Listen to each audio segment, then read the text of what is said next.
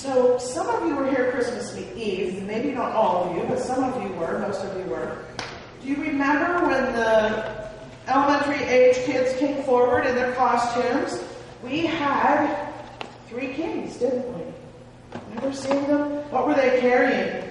Beautiful gifts, weren't they? They were carrying beautiful gifts.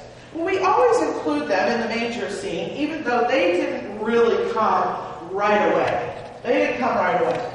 But they had a pretty important role because they came a little bit later to see Jesus, and they did bring gifts. That was a very true part of the life of Jesus, is the kings brought gifts.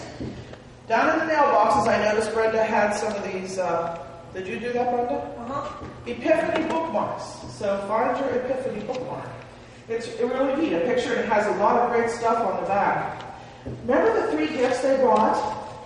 Does anybody remember the first one? We just sang about it. Or the second or the third. I'll really take any of the 3. Frankincense. Yes. Frankincense. Myrrh. And the third one's the really easy one of the 3. Gold. Gold, frankincense, and myrrh, kids. I didn't bring gold, but I have frankincense and myrrh. Brenda got me frankincense and myrrh years ago. Do you remember that, Brenda? Yeah.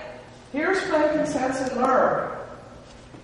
It's a kind of like a hard little thing. It's in a box here, but you can see it. The gold is the frankincense, the dark is the myrrh. And what's really amazing about this, kids, is that it's very valuable.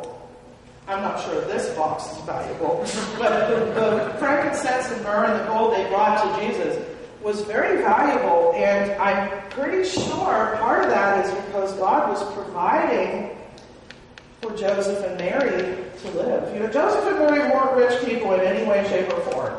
They were just ordinary, probably rather poor, and when the kings brought the gold, frankincense, and myrrh, it probably gave them the money to live for a pretty long time. That's how God provided, and it was a miracle for them as the kings brought the gifts for Jesus. And the frankincense, they make incense out of that. Have any of you ever been in a church where they have this really funny smell? And there's a smoke rising from a little candle holder. Have any of you ever experienced a worship service where they use incense? I did. Oh, yeah. Yeah. I mean, there's lots of churches that use the incense.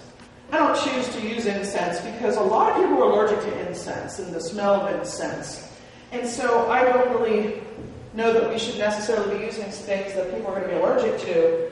But there's lots and lots of churches where they have incense burning. And it's like this smell. You might even have incense at home.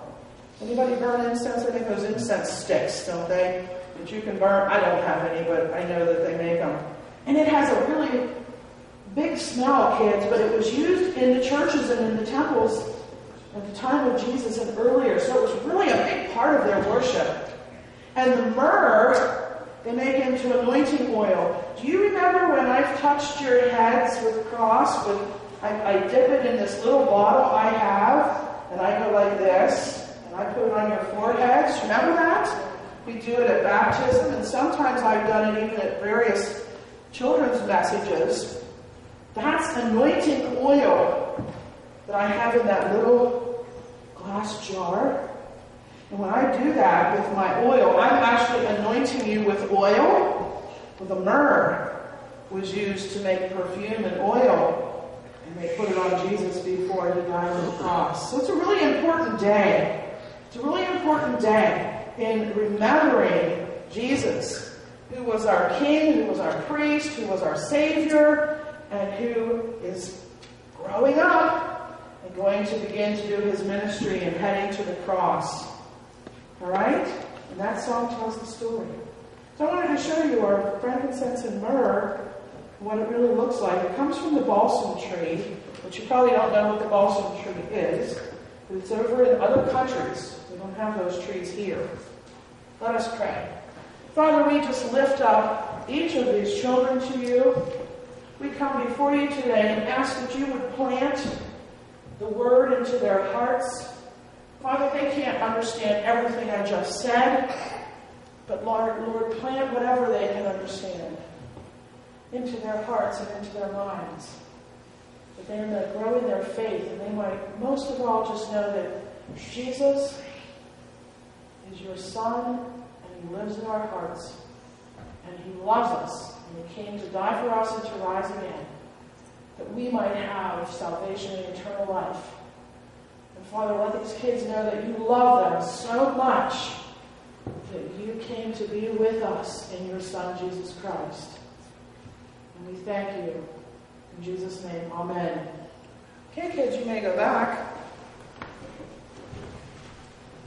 We need 2 people to do offering, though. Who else wants to do offering? All right, go to this side. We do this side. Start up here. And we'll have our announcements.